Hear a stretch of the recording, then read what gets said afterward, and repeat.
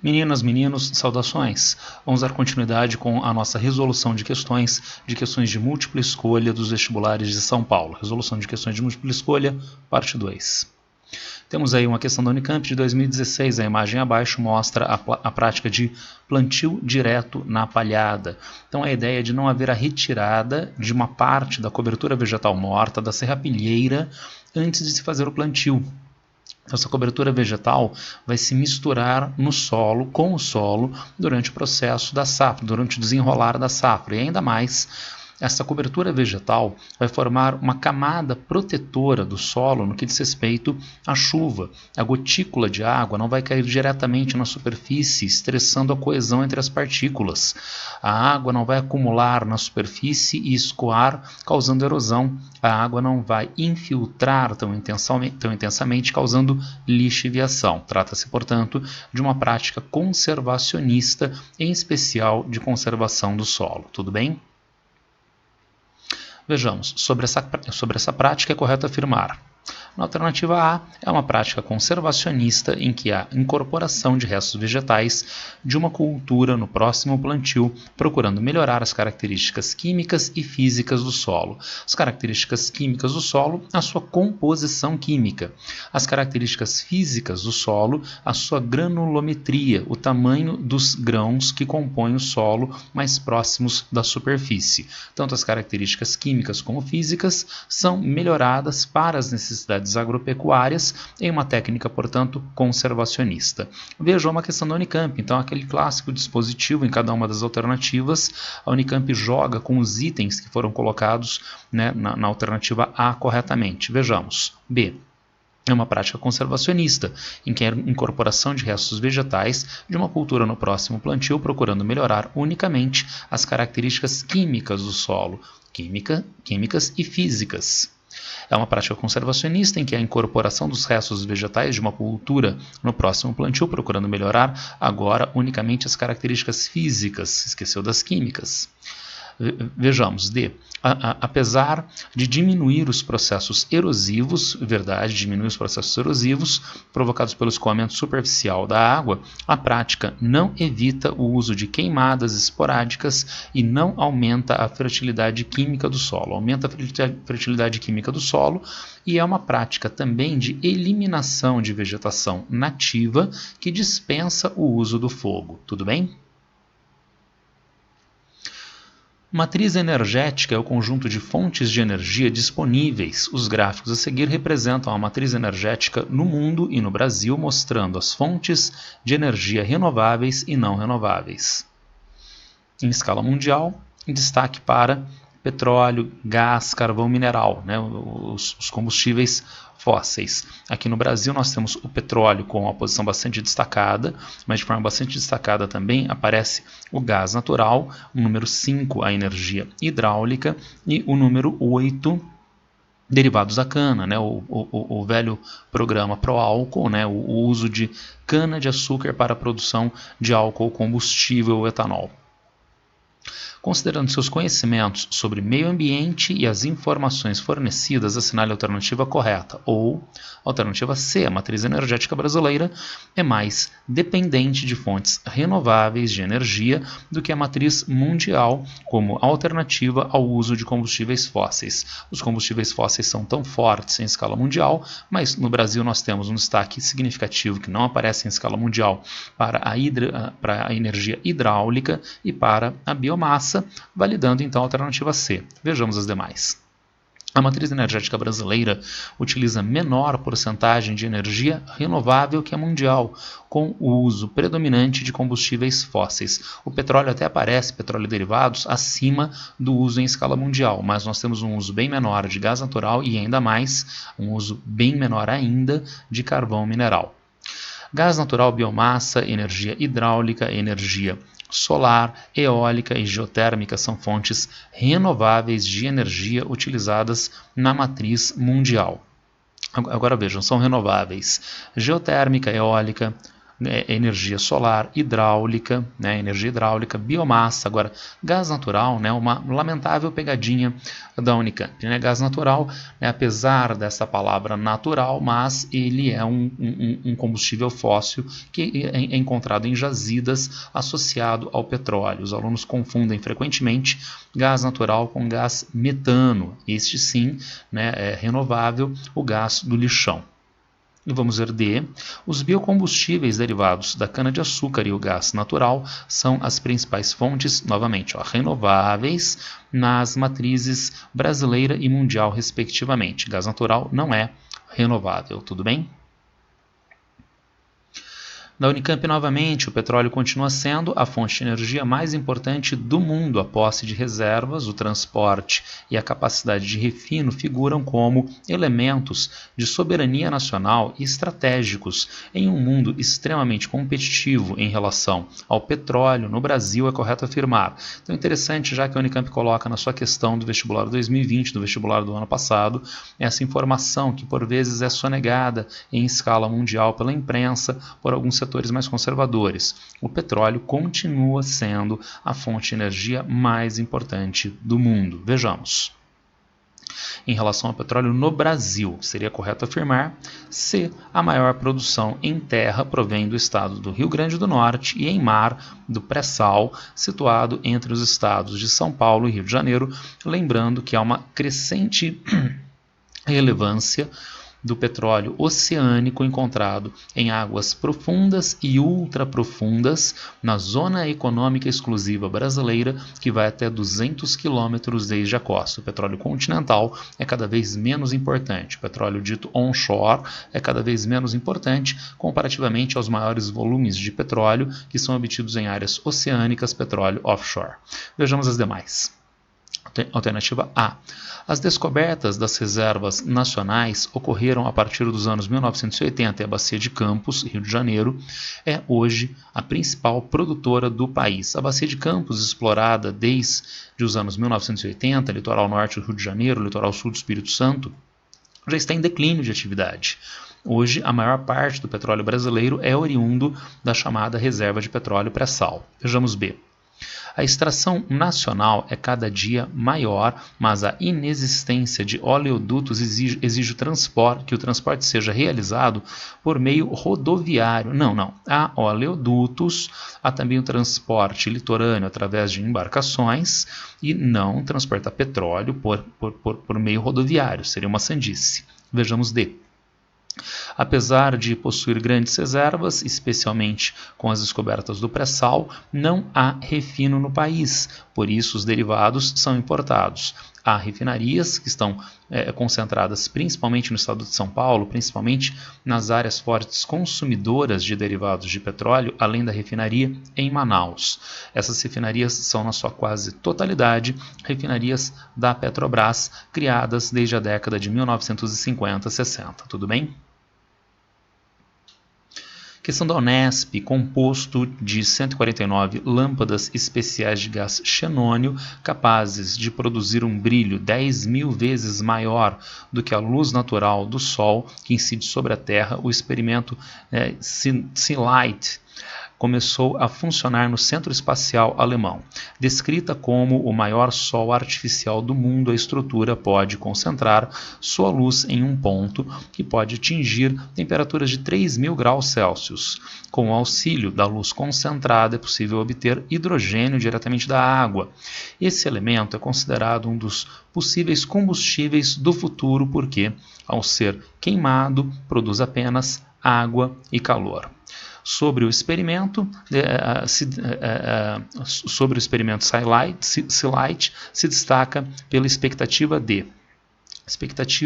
alternativa A, produzir a partir de uma fonte renovável, combustível limpo que não emita gases do efeito estufa. tem uma parte bastante questionável, né, se nós formos pensar no ambientalismo de última instância, que é um combustível limpo.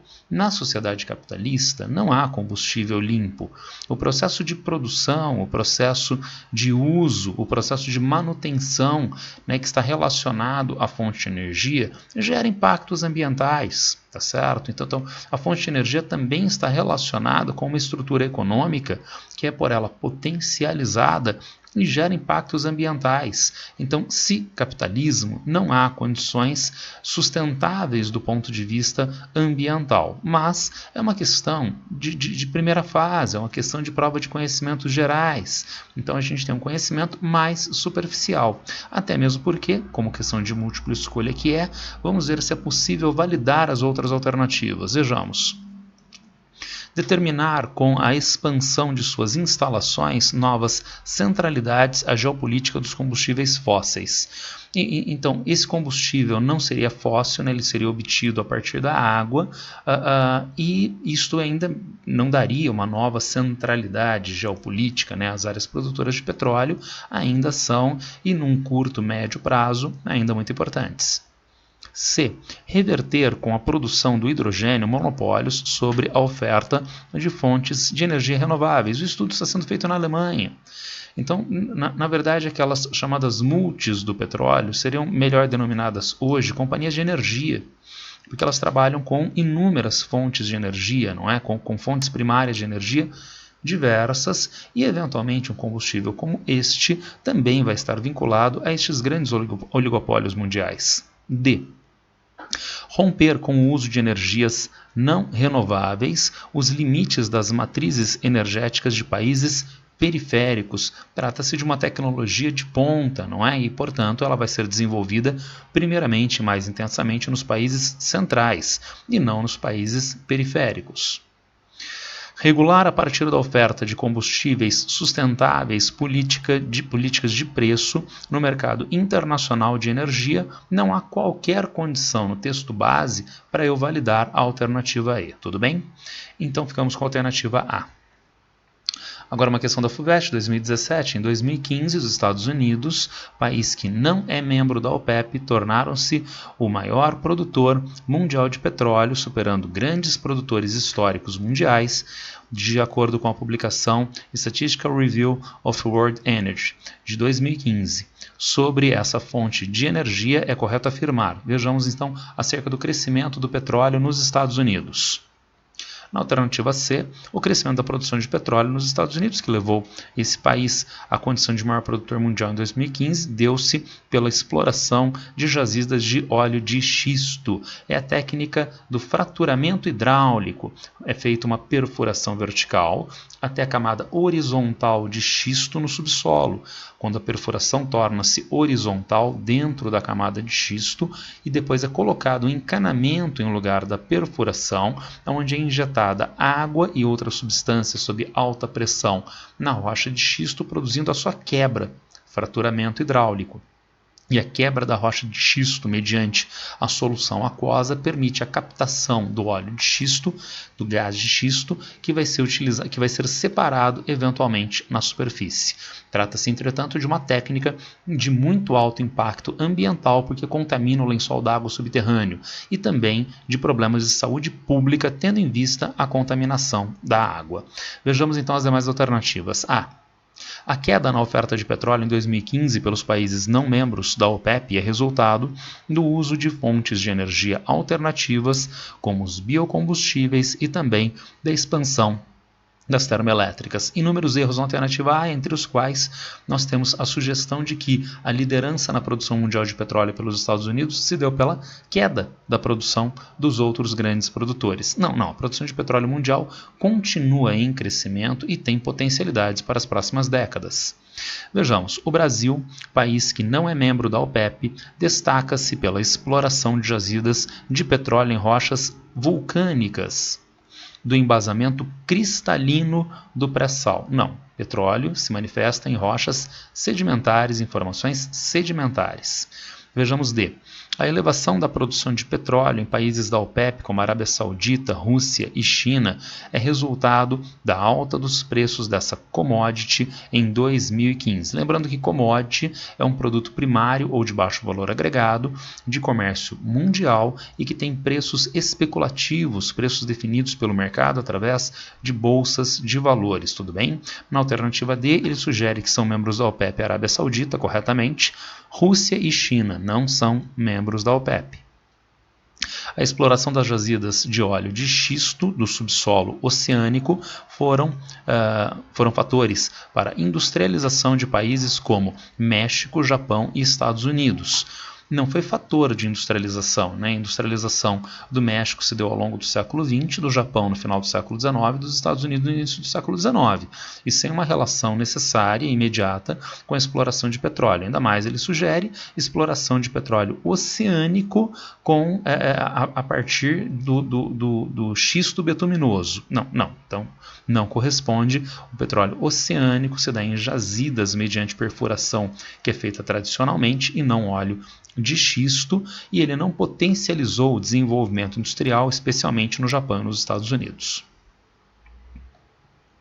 Questão da Unesp, nós temos grandes movimentos comerciais de petróleo. Então vejamos.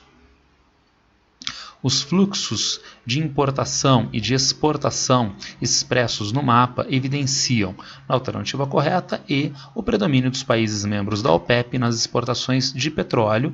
A gente nem precisa do mapa para identificar isso, não é verdade? Então, os países da Organização dos Países Exportadores de Petróleo, Arábia Saudita, Líbia, Venezuela, são os países que mais contribuem para o petróleo no comércio mundial e a posição destes países na divisão internacional do trabalho. Se A está correta, vejamos o erro das outras. A ausência de países integrantes do G4 nas importações de petróleo.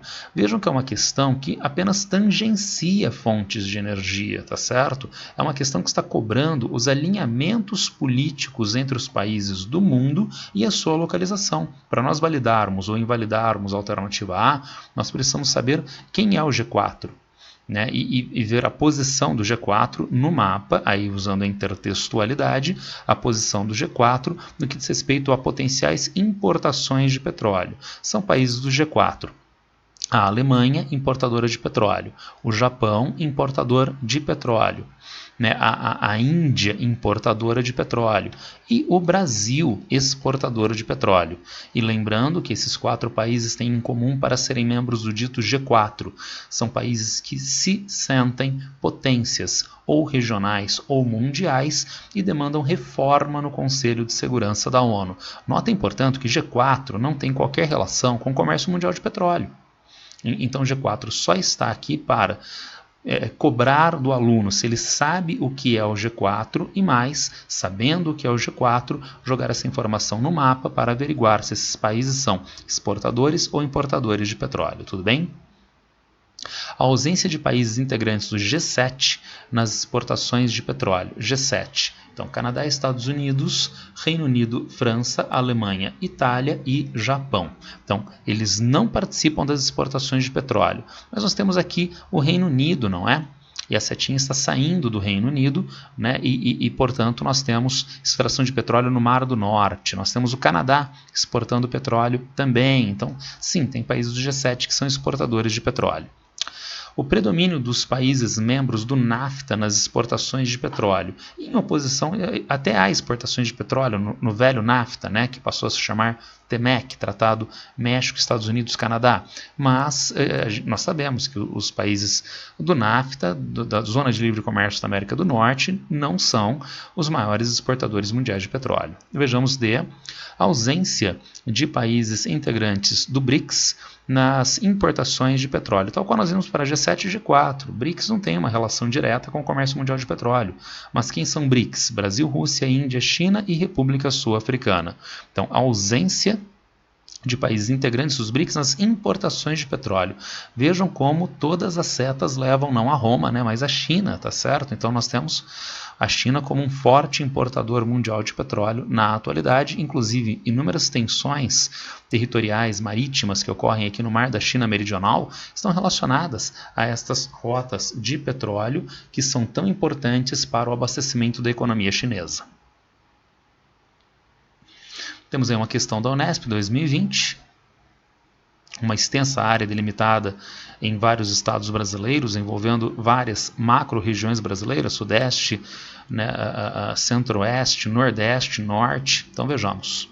A hinterlândia destacada no mapa corresponde à área atendida pelo porto de Itaqui, cuja localização é estratégica devido à proximidade com o canal de Suez, exportação desde Itaqui de recursos minerais e também de produtos da agropecuária em direção aos países asiáticos, que pode se utilizar do atalho do canal de Suez, abreviando distâncias entre o Oceano Atlântico e o Oceano Índico. Tudo bem?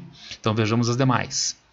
Ao eixo concedido às frentes pioneiras, cuja ocupação territorial ocorreu devido ao deslocamento de poceiros. Frentes pioneiras não ocorrem na região há décadas, então acho difícil a gente validar. Uma área definida como Zona Franca, cuja produção industrial utiliza matéria-prima regional devido à isenção de impostos. As zonas francas, zonas econômicas especiais, normalmente estão delimitadas ao interior de municípios. É uma área de um município, a Zona Franca de Manaus, por exemplo, e não uma área deste tamanho no mapa. A área estabelecida para a atividade extrativista, cuja exploração ocorre em local protegido devido aos riscos de contaminação. Não corresponde, não existe essa atividade destacada em toda essa extensão do mapa. Vejamos E. Ao eixo de expansão agrícola da Bacia do São Francisco, cuja espacialização é limitada devido aos gargalos logísticos. O São Francisco estaria aqui em Minas Gerais, avançando para a Bahia, desaguando aqui no litoral do Nordeste. Vejam que a área destacada não tem relação com a Bacia do São Francisco, tudo bem? Questão da Unicamp, temos em um mapa 10 portos brasileiros que mais exportam para o mundo em 2017. Considerando o mapa anterior e seus conhecimentos sobre o mercado externo brasileiro, componente fundamental da economia nacional, assinale a alternativa que associa corretamente um porto brasileiro à principal mercadoria exportada e seu destino. Viríamos então a alternativa C, Itaqui, minério de ferro destinado primordialmente ao mercado asiático. O porto de Itaqui, que está relacionado ao Programa Grande Carajás, de extração de minério de ferro, com uma infraestrutura envolvendo não apenas o porto, mas a hidrelétrica de Tucuruí, a estrada de ferro Carajás, para originalmente exportação de minério de ferro para a economia japonesa, principalmente para a economia japonesa e hoje, principalmente para a economia chinesa, tudo bem? Então vejamos o erro das outras. Alternativa A, Angra dos Reis, litoral sul do Rio de Janeiro. Soja in natura destinada primordialmente ao mercado do leste europeu. Trata-se de um porto que movimenta petróleo e não soja. Vejamos, Vitória, no Espírito Santo. Nós temos automóveis destinados primordialmente ao mercado do Oriente Médio. Não, minério de ferro, desde a região do quadrilátero ferrífero e com a estrutura da estrada de ferro Vitória-Minas. D. Vila do Conde, aqui bem ao norte do Brasil, olha só. Motocicletas destinadas primordialmente ao mercado africano. Não, minerais e produtos agrícolas. Uma questão lamentável, porque é uma questão de memorização. A questão está cobrando, em última instância, que o aluno tenha memorizado e aplique esta memorização de principal produto de exportação dos portos ao nosso mapa. Então, uma lamentável questão da Unicamp. Temos aqui da Unesp uma questão de transporte, que coloca simulações de custos de transporte. Bom, está relativamente complexo, né? Então aquela nossa sugestão, né? Quando o mapa, quando o gráfico tiver um nível de detalhamento maior, vamos ao enunciado, vamos às alternativas e com base nelas nós tentamos nos apoiar nas informações que foram dadas. Examinando a imagem e considerando as características dos meios de transporte rodoviário, ferroviário e hidroviário, é correto afirmar que, na alternativa D, a multimodalidade no transporte de cargas mantém relação com o custo final da tonelada por quilômetro percorrido. Dá uma olhada. Aqui nós temos intermodalidade, isto é, duas ou mais modais de transporte, que é aqui o rodoviário e o aquaviário. Aqui também, ferroviário e rodoviário e aquaviário. Aqui nós temos rodoviário, não é? E aquaviário. Aqui é apenas rodoviário. Aqui é apenas rodoviário. Aonde é o transporte rodoviário, nós temos R$ 258 por tonelada, R$ 277 por tonelada. São os maiores valores, frente a 246, 216, 167, 163. E, portanto, quando se utiliza a intermodalidade, há um sistema de transporte que é mais eficiente e isso se desdobra num custo, né, de tonelada por quilômetro menor. Tudo bem? Então vejamos o erro das outras. A escolha dos meios de transporte na A, a escolha dos meios de transporte de cargas, restringe-se à relação entre capacidade e o custo do deslocamento. Não, tem outras variáveis. Qual é, por exemplo, a perecibilidade da carga? Ela é perecível ou não é? Vejamos B. A otimização do custo-benefício no transporte de cargas relaciona-se diretamente à escolha exclusiva de um tipo de modal. Não é um tipo de modal, e como nós validamos na alternativa D, são vários diferentes modais, é a intermodalidade para tentar reduzir o custo e aumentar a eficiência do transporte. C. A falta de flexibilidade no transporte de cargas traduz a dependência nacional por técnicas estrangeiras. Tem qualquer relação com a realidade, a alternativa C, né? Vejamos E. A escolha dos modais para o transporte de cargas obedece a determinações políticas para o estabelecimento das rotas. Talvez ele esteja se reportando àquela ideia de pressão dos cafeicultores para a proximidade da malha ferroviária de São Paulo no século XIX. Talvez a alternativa a esse reporte a ideia de pressão das multinacionais automotivas do petróleo para o Brasil utilizar o modal rodoviário a partir dos anos 1950. Mas vejam, isto não tem relação com o texto base que foi fornecido através desse gráfico, tudo bem? É uma questão de razoável dificuldade, não é? Então o aluno precisa ter algum conhecimento acerca do sistema de transporte e um certo cuidado na averiguação do gráfico para validar a alternativa D, uma questão de razoável complexidade que selecionaria sim alunos de melhor preparo. Unicamp 2017, apesar da queda do preço que vem sofrendo nos últimos anos, algumas commodities minerais continuam sendo importantes fontes para a pauta de exportações do Brasil. Na figura a seguir, observamos vias de escoamento, os corredores de exportação da Amazônia Oriental, partindo de 3 municípios paraenses, Oriximiná, Parauapebas e Ipixuna do Pará. Identifique o produto extraído em cada um dos municípios e a via de escoamento correspondente. Então, qual é o produto e a via de escoamento para Oriximiná, para Parauapebas, para Ipixuna do Pará? Vejamos. Bauxita, né, no corredor do Baixo Amazonas, ferro, né, em Parauapebas, corredor Carajás, e caulim em Ipixuna do Pará, corredor do Vale do Rio Capim. Tudo bem? Vejam que as demais alternativas fazem aquela brincadeirinha da Unicamp de mudar, né, os 3 itens, né, colocando itens falsos. Né? Vejamos, cobre. Uma das principais áreas produtoras de cobre no Brasil fica na Bahia, não é? E não na região norte. Carvão mineral. As principais áreas produtoras de carvão mineral do Brasil estão na região sul do Brasil, nos estados do Rio Grande do Sul e de Santa Catarina. Novamente ele reproduz, né, cobre, por exemplo, na alternativa D. Tudo bem? Mais uma questão que envolve memorização, né? No vestibular de conhecimentos gerais da Unicamp. Então a memorização do produto mineral, né, dessas regiões acaba validando a alternativa B. Lamentável, uma questão de memorização.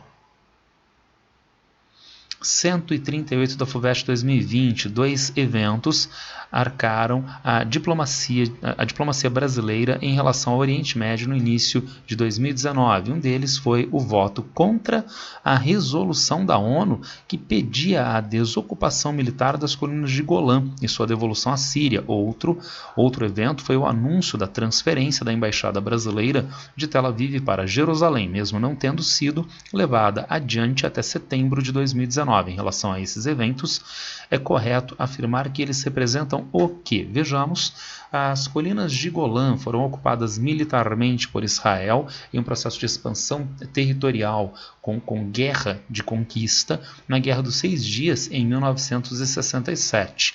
Esse procedimento não é validado pela Organização das Nações Unidas, pelos dois países. O país invasor, Israel, não é validado pela ONU, sendo que os dois países são membros da ONU, o país invasor, Israel, e o país que teve as suas áreas ocupadas, a Síria. E daí nós tivemos este voto, né, contra a ocupação das colinas de Golã, e o Brasil foi contra, né, a validação da desocupação desta região. E ainda o problema das embaixadas e da sede de governo de Israel.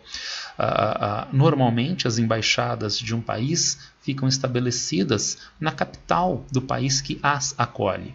E onde seria então a capital de Israel? Israel diz ser sua capital em Jerusalém, mas o mundo acha que Jerusalém está na Cisjordânia, uma área litigiosa, uma área que também foi ocupada por Israel na Guerra dos 6 Dias em 1967, e é uma área que é demandada pelos palestinos, pela Autoridade Nacional Palestina, para se constituir como cidade, a cidade de Jerusalém, capital do eventual país de amplo reconhecimento internacional mundial chamado Palestina. E daí o problema de se mudar a embaixada para uma cidade que está numa região litigiosa. Então, quando o mundo resolver e legitimar esses processos entre a Autoridade Nacional Palestina e o governo de Israel, aí pode ser que a embaixada possa mudar ou não. Nesse intervalo de tempo, é de bom tom que não haja esta mudança.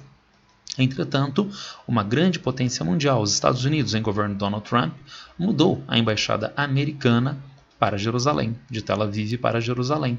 Isto motivou outros países a fazerem a mesma coisa, mas nenhum país que acompanhou o movimento americano é central no cenário mundial. As maiores economias mundiais, os países mais importantes politicamente no mundo, países da integração europeia, Rússia, China, Japão, não fizeram este movimento.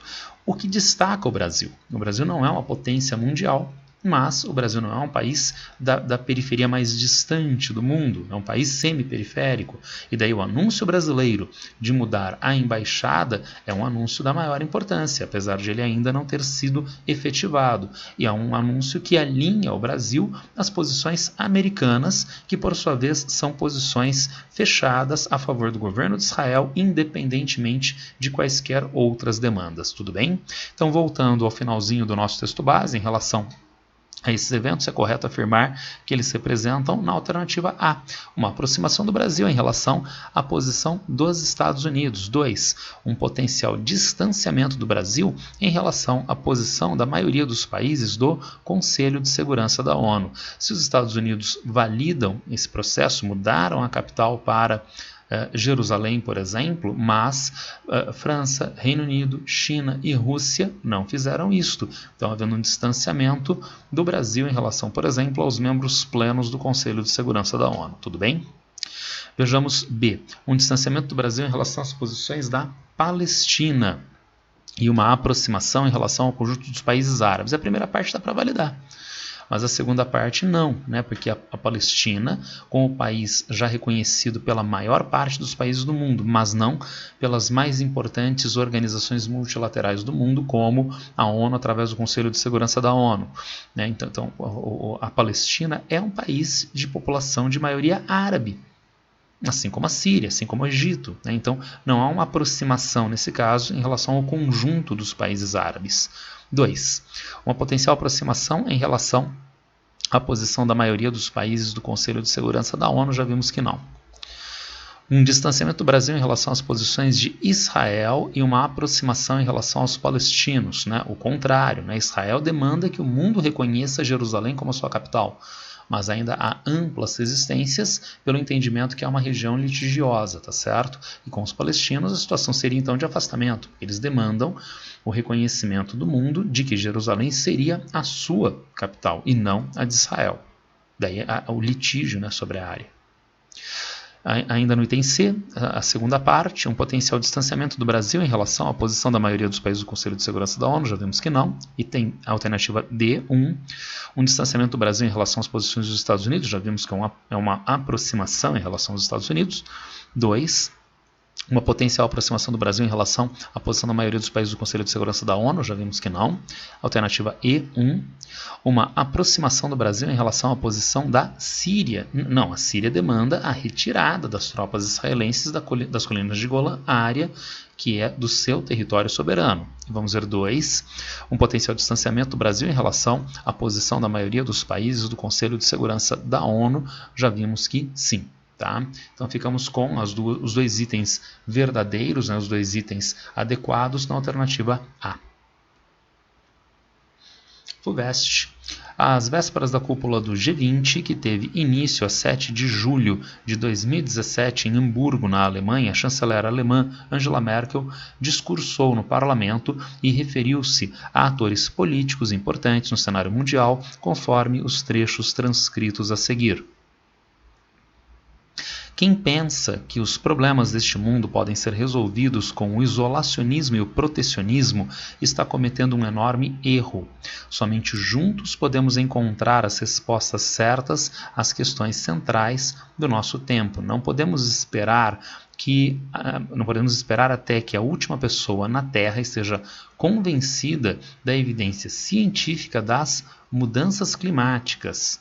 Em outras palavras, o acordo climático, o Acordo de Paris, é irreversível e não negociável.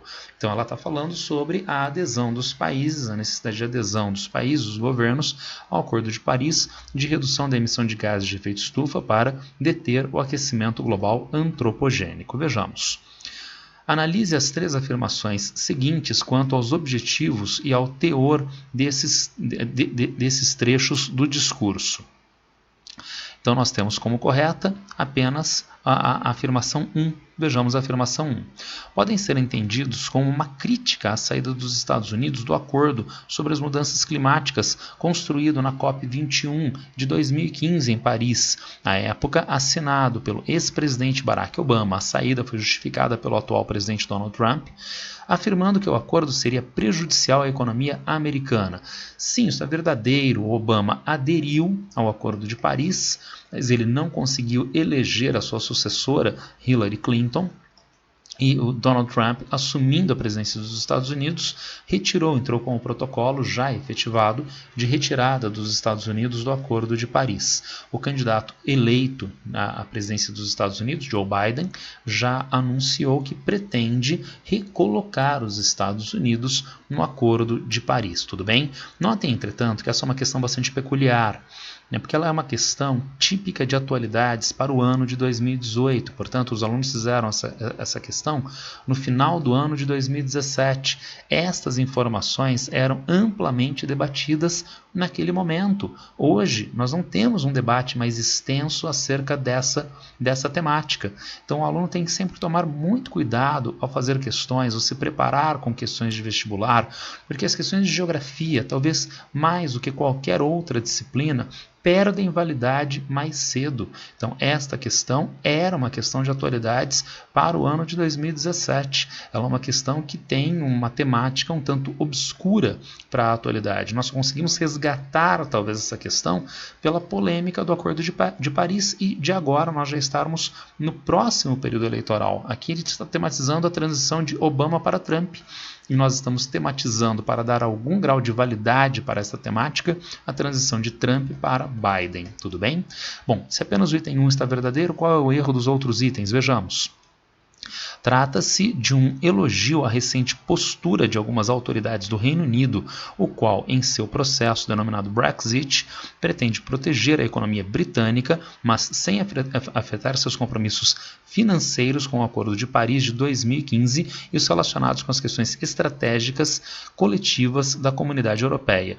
Inúmeros erros. Ela não está se referindo ao Brexit, ao Reino Unido, né? Ela está se referindo da forma como analisamos no item 1, e ainda mais, o Brexit é o processo de retirada do Reino Unido da integração europeia, que deve ser efetivado agora até o final de 2021. Não tem relação com a questão climática que é colocada aqui no final do texto base na declaração de Angela Merkel. Vejamos 3.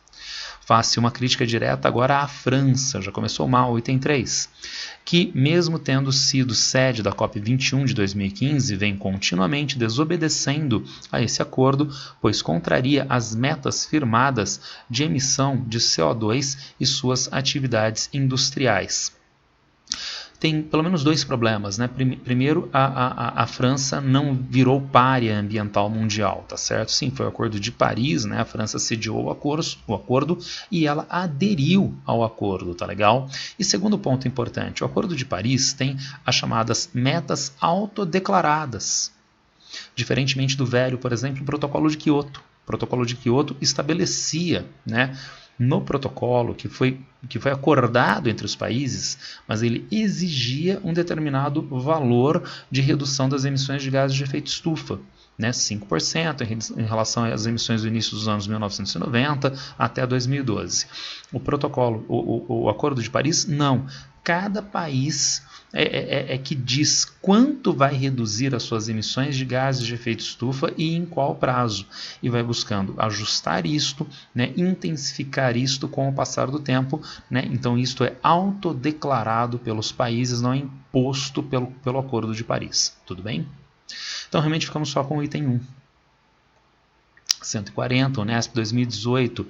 Cancelado na cidade de mesmo nome no Canadá chancelado na cidade de mesmo nome no Canadá em 1987, o Protocolo de Montreal completa 30 anos em 2017. Esse tratado é considerado um dos mais bem-sucedidos da história, prescrevendo obrigações aos 197 países signatários em conformidade com o princípio das responsabilidades comuns, porém diferenciadas à luz de diversas circunstâncias nacionais. O Protocolo de Montreal trata-se do problema da rarefação da camada de ozônio, que é um problema mais grave nos polos, no Ártico, mas principalmente na região antártica.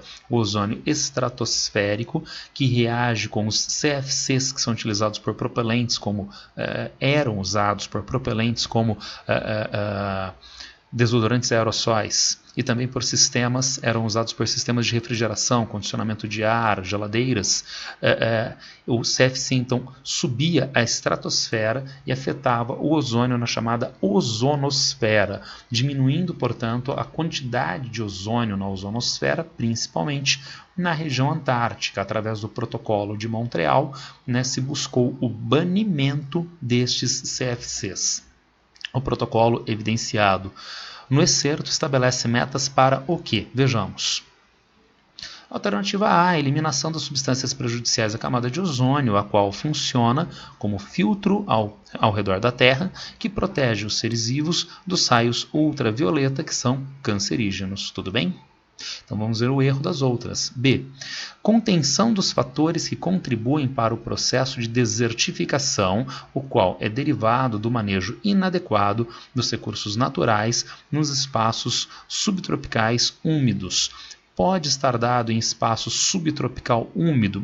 Então, jamais dificilmente. Então, já começa a ser problemático aí a nossa alternativa B. A desertificação é um processo de degradação do solo com redução da umidade que ocorre principalmente em áreas áridas, semiáridas ou subúmidas secas e não em áreas úmidas ou superúmidas, tudo bem? E mais, o Protocolo de Montreal está ligado aos CFCs e à camada de ozônio.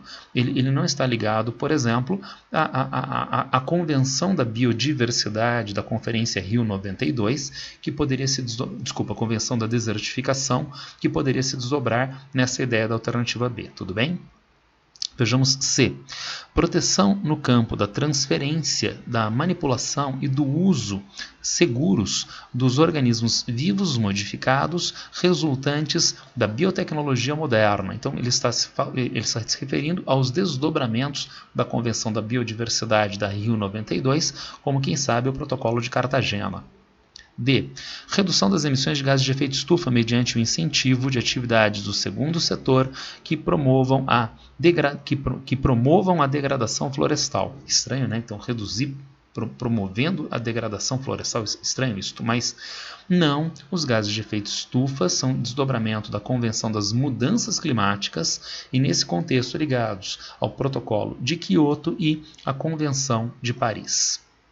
E erradicação do conhecimento das comunidades locais e populações indígenas sobre a utilização sustentável da diversidade biológica. Não, esse conhecimento não é erradicado, ele até é, mas ele deve ser preservado dentro de uma ética de preservação dos conhecimentos dessas populações tradicionais e que são de grande valia, inclusive para o mundo ocidental. Tudo bem? Na Unesp 2016, nós temos aí uma charge sobre o IDH, ironizando o IDH. Vejamos. A charge ironiza uma das variáveis que compõe o cálculo do Índice de Desenvolvimento Humano proposto pela Organização das Nações Unidas, a saber, o IDH, que é formado por indicadores de renda, de saúde e de educação. Renda, que compõe 1/3 do IDH, é a renda per capita, né? Saúde, que compõe outro terço do IDH, é a expectativa de vida. E educação, que compõe o último terço do IDH, do Índice de Desenvolvimento Humano, nós encontramos a taxa de matrícula e nós encontramos a expectativa de anos de estudo por parte da população. Tudo bem? Então, vamos ver por que a charge está ironizando o IDH. Alternativa A, a renda, pela referência ao dia em que as personagens almoçaram. Então o IDH brasileiro aumentou 1 ponto e as pessoas que são catadores para reciclagem, são pessoas muito pobres, né? Deve ter sido naquele dia que a gente almoçou. E, portanto, isso sugere que essas pessoas não têm renda sequer para almoçar, inclusive, então, se referindo a um outro conceito importante, que é o de segurança e insegurança alimentar. Essas pessoas devem estar em insegurança alimentar grave pela sua renda reduzida, apesar de, segundo a manchete, né, o Brasil terá aumentado uma posição no ranking mundial de IDH. Vejamos as outras.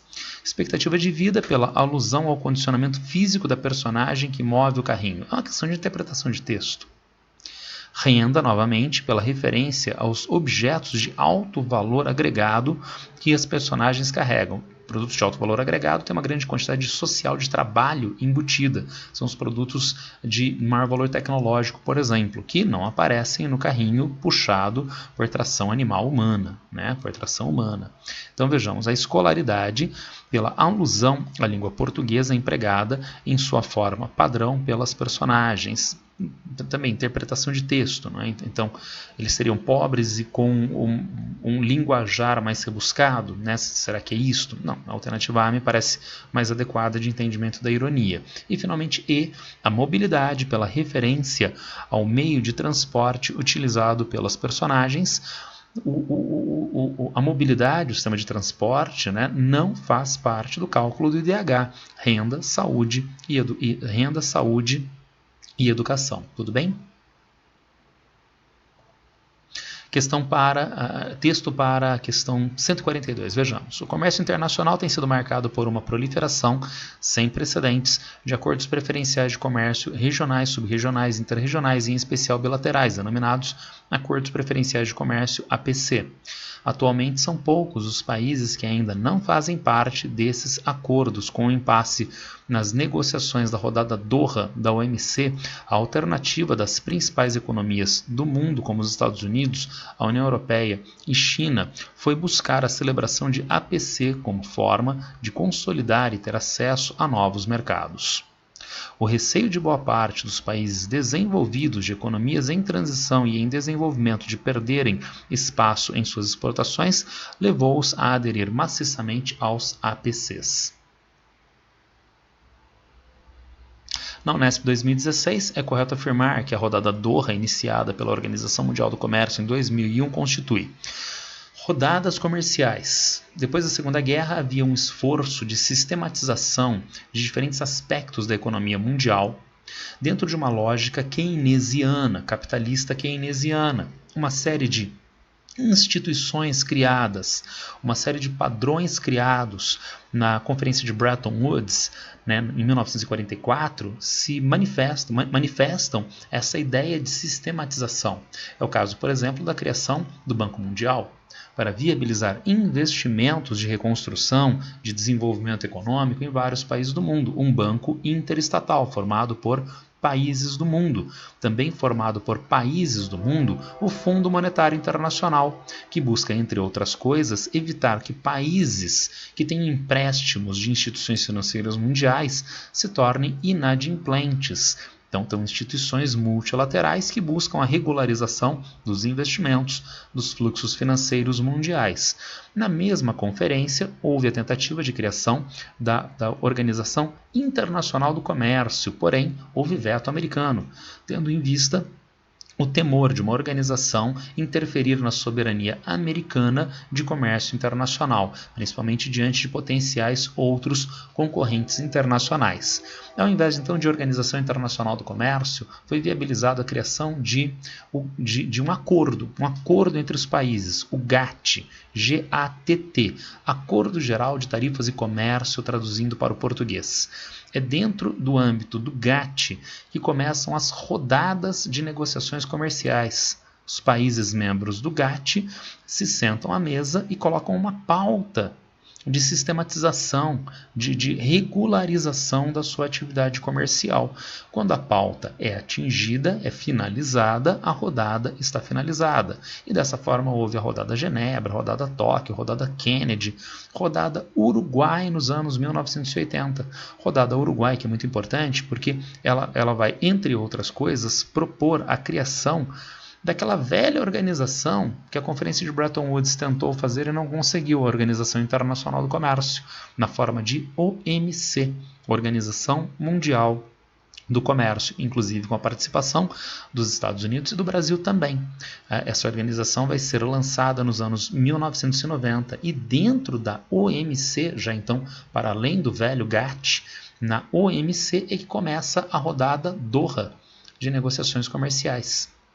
Na rodada Doha, se criou um impasse até agora não solucionado entre países desenvolvidos e países subdesenvolvidos. Os países subdesenvolvidos, demandam que os países desenvolvidos abram os seus comércios abram o seu mercado para importação de commodities agrícolas dos países pobres e, portanto, através não apenas da redução de tarifas, mas também pela redução de subsídios que os países desenvolvidos dão para a sua própria agricultura. Por sua vez, os países desenvolvidos têm uma demanda sobre os países pobres mais importante, que é a abertura dos seus mercados, em especial chamados emergentes, para importação de bens e serviços de alto valor agregado dos países desenvolvidos. Este impasse ainda não foi resolvido. A rodada Doha ainda não foi resolvida, tudo bem? Então é correto afirmar que a rodada Doha, iniciada pela OMC em 2001, constitui um fórum internacional que objetiva solucionar impasses em questões tarifárias sobre patentes e ações protecionistas entre países desenvolvidos e em desenvolvimento. Na alternativa A, um encontro multipolar que procura orientar o modo de produção e as questões relativas à organização, à distribuição e consumo nos países centrais e periféricos. A gente poderia pensar de uma maneira ampla a ideia de modo de produção, estrutura produtiva, comercial, do que eu disse anteriormente, não é? A produção e comercialização de commodities agrícolas, a produção e comercialização de bens e serviços de alto valor agregado, tá certo? Mas foi um pouco além, né? A alternativa A, questões relativas à organização, à distribuição e ao consumo, tanto em país central como periférico. Não, a rodada Doha não se propõe a tanto. Vejamos B. Uma reunião eletiva que busca regularizar os fluxos comerciais entre blocos econômicos e seu período de duração. Não haveria uma temporalidade para as decisões de Doha, não necessariamente. Mais um problema, reunião eletiva. não há eleição de representantes. Né? As delegações dos países é que participam das negociações na rodada Doha. Então tem a delegação brasileira, a delegação argentina, a delegação chinesa e assim por diante, tá? E ainda a parte mais grave, blocos econômicos. Então, não são entes nas negociações Mercosul e TMEC, NAFTA. Não. Os entes que participam das negociações são os países, são as delegações dos países e não blocos econômicos. Vejamos C. Um conjunto normativo que procura regularizar a exportação de produtos desenvolvidos pelas economias periféricas sem o pagamento de royalties. Não, então as economias periféricas demandam a abertura do mercado mundial para commodities agrícolas e não o que afirma a alternativa C. Vejamos D. Uma cartilha de diretrizes que busca padronizar os custos de produção e os preços finais de produtos agrícolas básicos. Não é uma padronização, é uma quebra de barreiras comerciais para esses produtos agrícolas, tudo bem? FUVEST 2020 é de grande relevância aqui o fato de que uma grande proporção do trânsito de internet do mundo passa pelos Estados Unidos. Isso significa que a NSA, a Agência de Segurança Nacional dos Estados Unidos, poderia acessar uma quantidade alarmante de ligações telefônicas simplesmente escolhendo as instalações certas. O que é ainda mais inacreditável, essas instalações não passam de alguns prédios, conhecidos como hotéis de telecomunicações, que hospedam os principais centros de conexão de internet e telefonia do planeta todo. Então nós temos ali os fluxos sendo afunelados no território americano, muito claramente, não é? A respeito da configuração espacial e geopolítica retratada no excerto e no mapa, é possível afirmar que, na alternativa E, a presença de fixos, os hotéis de telecomunicação, como algumas instalações de armazenagem e conexão, influencia a orientação de fluxos e dá aos Estados Unidos uma posição de destaque no contexto geopolítico, porque ele tem a capacidade de filtrar, né, de acessar informação, que é um produto da maior importância na atualidade. Essa é a razão do grande déficit econômico dos Estados Unidos atualmente, uma vez que a maior parte dos negócios e transações é feita pela internet. Não. Então, o déficit comercial, por exemplo, dos Estados Unidos, não é econômico em geral, mas comercial não tem nenhuma relação com fluxos informacionais. Essa situação explica o fato de que os Estados Unidos têm atualmente a maior dívida pública do planeta, já que os custos com o tratamento de dados são muito altos. Na verdade, o texto base coloca de maneira jocosa, vejam vocês, né? Alguns prédios, né, conhecidos como hotéis de comunicações, tá? Então, não. Em um mundo cada vez mais dependente dos fluxos imateriais de informação, a presença de objetos técnicos fixos torna-se irrelevante para a posição geopolítica dos Estados Unidos. Não, através desses objetos é que há o afunilamento dos fluxos informacionais nos Estados Unidos. Finalmente, D, o mapa representa, por meio do trânsito de internet e do fluxo de ligações telefônicas, uma globalização que integrou completamente tanto os norte-americanos como, pelo amor de Deus, as populações africanas. Não, o próprio mapa mostra fluxos bem reduzidos desde o continente africano. Tudo bem? FUVEST 2020, o ciclone tropical Idai atingiu o litoral de Moçambique na noite de quinta-feira, 21 de março de 2019, provocando grandes danos na cidade de Beira. Cerca de 500 mil pessoas ficaram sem energia, afetando também o setor de comunicações. Essa notícia refere-se ao ciclone tropical que atingiu principalmente Moçambique, Zimbábue e Malawi. Eventos dessa magnitude e superiores, o ciclone Idai atingiu apenas categoria 2 em uma escala de 1 a 5. Ocorrem em outros locais do planeta e não repercutem da mesma forma, com a perda de centenas de vidas. Isto ocorre em função ciclone. Ciclone é análogo em termos em termos meteorológicos, climatológicos, aos chamados furacões. Há uma diferença apenas na localização. Se o fenômeno ocorreu na Ásia-Pacífico, então ele é chamado de ciclone. Se ele ocorreu na região antilhana, aqui no continente americano, então ele é chamado de furacão. Ele demanda, então, extensas áreas oceânicas com as águas oceânicas superaquecidas, formando uma grande área de baixa pressão que atrai violentamente ventos de áreas de alta pressão às cercanias, e dada essa grande área de movimentação do ar e dado o movimento de rotação da Terra, esses ventos assumem um formato circular, né, daquele formato espiralado desses ventos ciclônicos, tudo bem? Então ele demanda águas oceânicas superaquecidas em uma extensa região. Nós não podemos confundir o furacão com o tornado. O tornado é o resultado de encontro de massas de ar opostas, uma massa de ar quente, úmida, de baixa pressão, com uma massa de ar fria, seca, de alta pressão. Ainda nós temos outras diferenças de características. O furacão, os tufões, na verdade de ciclone, né, mas são tufões, desculpa, né? No continente americano é furacão, e na Ásia Pacífico é tufão, me desculpem, é tufão, tudo bem? Então os furacões tufões são muito extensos, tem 500, 900 quilômetros de diâmetro. Um tornado tem alguns metros, né, algumas dezenas de metros de diâmetro, tá legal? Às vezes 500 metros de diâmetro, tá certo? Um furacão, um tufão, ele pode durar 3 dias, 4, uma semana. Um tornado dura alguns minutos, tá certo? Mas na velocidade do vento, tanto os tornados, quanto os ciclones extratropicais, quanto os tufões, quanto os furacões, podem chegar a ventos de mais de 300 km por hora, tudo bem? Isto ocorre em função, essa diferença ocorre em outros locais, isso que aconteceu, né, em Moçambique, ocorre em outros locais do planeta e não repercutem da mesma forma com a perda de centenas de vidas como aconteceu aqui. Isso ocorre em função das características socioeconômicas da região, com populações vulneráveis e reduzida capacidade do poder público em prestar atendimento à população. Uma muito interessante questão da FUVEST, que tematiza um assunto pouco trabalhado no ensino médio, sociologia dos desastres.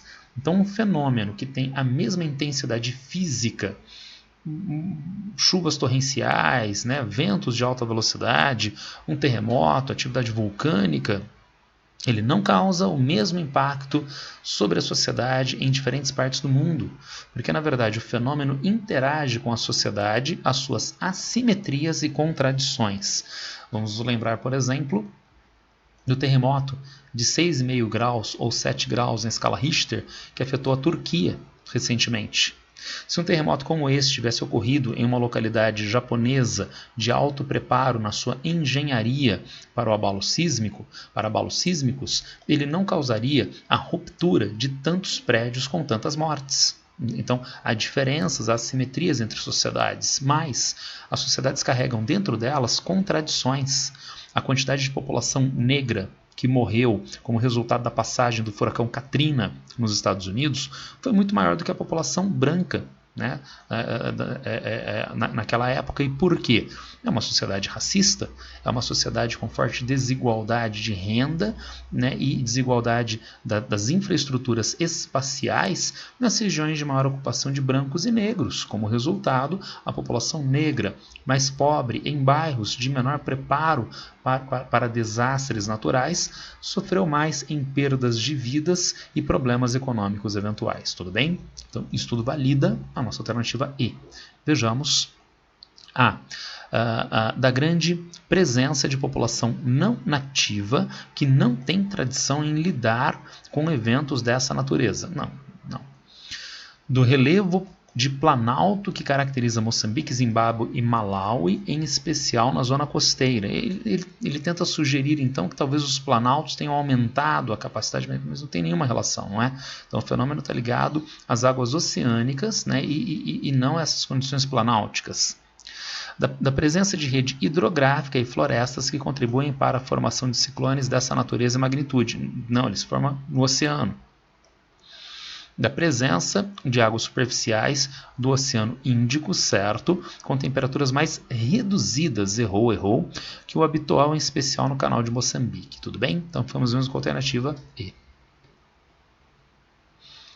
Unicamp 2020, no período da Guerra Fria, os conflitos geopolíticos implicavam riscos nucleares e ataques físicos à infraestrutura, como estradas, redes elétricas ou gasodutos. Hoje, além dessas implicações, a cyberguerra ou guerra fria digital, além dessas implicações, há essa cyberguerra, guerra fria digital. Então, em relação a esse tema, vejamos B. Baseia-se na capacidade integrada de sistemas computacionais espionarem governos antagônicos com o objetivo de manipular informações de todo tipo. Dá para a gente validar, inclusive com o velho caso NSA, divulgado por Edward Snowden, da espionagem que o governo americano fazia sobre chefes de Estado, chefes de governo de outros países. Vejamos as outras alternativas. Representa uma possibilidade real de interferência em sistemas informacionais nacionais, mas seu uso efetivo mantém-se apenas como uma ameaça? Não. A NSA, que foi divulgada por Edward Snowden. Vejamos C. Envolve o uso de software, malwares e programas robôs para invadir redes sociais e computadores, mas nunca interferiu em processos eleitorais. Há informações de interferência disto em processos eleitorais, como do Brexit e como da eleição nos Estados Unidos, a eleição presidencial americana, entre os candidatos Donald Trump e Hillary Clinton. D. Visa ao controle da informação como uma forma de poder político, mas inexistem no mundo cybercomandos, ou seja, a quarta força armada. Tem cybercomando das Forças Armadas dos Estados Unidos e as outras potências econômicas, políticas, militares mundiais, como a Rússia, como a China, também têm os seus recursos de guerra eletrônica, de guerra através de meios digitais. Ficamos mesmo com a alternativa B. Tudo bem? Eram essas questões que eu queria passar para vocês hoje. Se alguém tiver alguma dúvida, algum problema em relação a elas, por favor, me acesse através das redes sociais. Abraço para todo mundo e boa sorte.